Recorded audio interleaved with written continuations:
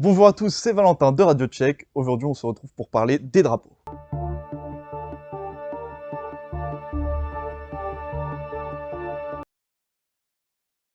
Véritable icône de la course automobile, le drapeau à damier signifie la fin d'une course. Lors d'une course, tous les pilotes doivent s'arrêter au stand. Lors d'une session, en revanche, une session de qualification par exemple, les pilotes peuvent terminer leur tour. Le drapeau jaune, celui-là vous le verrez très souvent. C'est le drapeau qui signifie qu'il y a un danger sur la piste ou au bord de la piste. Par exemple, une voiture en plein milieu de la piste ou une voiture un petit peu plus loin sur le bord de piste. Ce drapeau signifie aux pilotes qu'ils doivent ralentir et absolument pas se doubler. Bon, dans la pratique, en GT par exemple, on a pu apercevoir quelques pilotes se doubler. Vous aimez le jaune? Tant mieux. On va vous présenter maintenant le double drapeau jaune. Celui-ci signifie qu'il y a un danger plus important sur la piste, comme par exemple des commissaires de course sur la piste ou une voiture directement sur la trajectoire. Pour les pilotes, ça signifie qu'ils doivent considérablement réduire leur vitesse, plus que par rapport au drapeau jaune, et aussi qu'ils doivent potentiellement changer leur trajectoire. À la suite d'un drapeau jaune ou d'un double drapeau jaune, intervient le drapeau vert. Celui-ci signifie que les conditions sur la piste sont revenues à la normale. Ça signifie pour les pilotes qu'ils peuvent rouler de nouveau à pleine vitesse et qu'ils peuvent doubler leurs concurrents. Le drapeau rouge et jaune, quant à lui, signifie une perte d'adhérence sur la piste. Par exemple, ça peut être causé par de l'eau sur la piste, un début de pluie, ou de l'huile.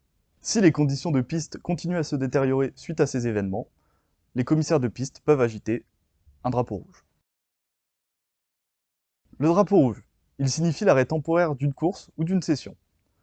Celui-ci peut intervenir à la suite d'un drapeau rouge et jaune, à la suite d'un accident grave ou à la suite de débris sur la piste nécessitant l'intervention des commissaires de piste. Pour les pilotes, le drapeau signifie que tout le monde rentre au stand. Seul le directeur de course peut décider de la mise en place d'un drapeau rouge. Le drapeau bleu, c'est la dernière chose qu'un pilote veut voir en course. Cela signifie que le pilote derrière lui va lui mettre un tour et qu'il est obligé de le laisser passer. Si après 3 drapeaux bleus, le pilote n'a toujours pas laissé passer le pilote derrière lui, il risque une sanction. Si vous avez d'autres questions, n'hésitez pas à venir contacter Nicolas Latifi. Le drapeau orange et noir. Celui-ci signifie que la voiture est endommagée et qu'une pièce pourrait tomber. Le pilote doit immédiatement rentrer au stand. Ce drapeau a notamment été énormément utilisé cette année en F1.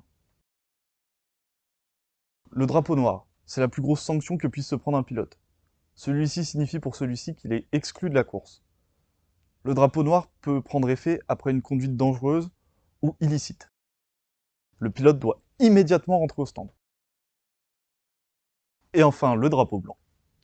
Il signifie au pilote qu'un véhicule lent se trouve sur la piste, soit une ambulance, soit un autre pilote qui a un problème technique. Cette première vidéo vulgarisation touche maintenant à sa fin. On se retrouve bientôt pour la prochaine. En attendant, n'hésitez pas à vous abonner sur nos différents réseaux sociaux.